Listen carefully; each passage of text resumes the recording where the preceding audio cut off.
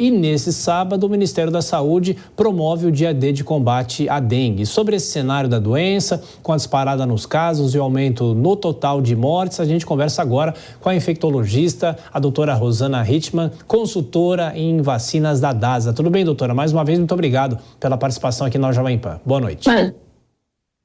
Boa noite a todos. Doutora, eu queria primeiro perguntar sobre São Paulo. As autoridades aqui de São Paulo, do estado, ainda não decretaram uma situação mais complicada em relação à dengue. As autoridades aqui estão corretas?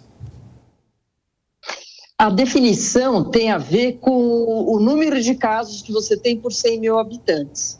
Então, se o município ainda não chegou em 300 casos por 100 mil habitantes, isso é uma definição epidemiológica, isso não entra no critério emergencial, onde você teria o maior número de verba, etc. A gente, óbvio, não quer entrar nisso, né? Por um lado, claro, o Estado de São Paulo está fazendo uma série de ações, mesmo sem decretar o estado de emergência, mas é uma questão numérica. E a subnotificação preocupa de que forma, doutora?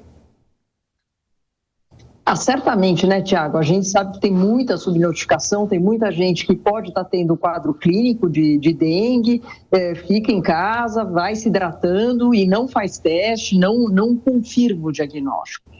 De qualquer maneira, os números que nós temos de casos notificados já passou de 1 milhão ontem, é um número extremamente jamais visto nessa época do ano, né? Então, mesmo que tenha subnotificação, não tem dúvida que nós estamos numa tremenda de uma epidemia no nosso país e em muitos municípios. Então, o dia D aí contra o nosso principal inimigo, que se chama a Aedes aegypti, é fundamental que aconteça.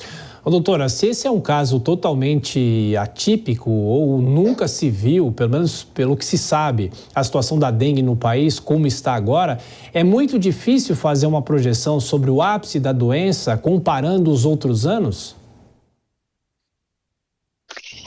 É difícil, Tiago, porque assim, tem duas possibilidades. Uma é que a gente tenha tido uma antecipação do pico da doença. Em vez de acontecer, como sempre acontece, em abril, meados de abril, maio, resolveu começar mais cedo, porque teve o fenômeno El Niño, porque o inverno já foi mais quente. Então, mudanças climáticas podem ter feito uma antecipação do que a gente veria lá na frente. A outra possibilidade é que isso seja só o início, ou seja, nós já começamos no início do ano com um número muito grande de casos e, eventualmente, isso pode ser pior nos próximos meses. Por isso, a preocupação de todos, né? No sentido de tentar controlar o vetor, no sentido de ter mais repelentes, como mostrou a matéria, aí é fundamental, já está em falta em vários locais os repelentes. Então, realmente, a gente precisa contar com essas duas possibilidades. Eu esperaria que fosse a primeira, uma antecipação, mas não dá para prever.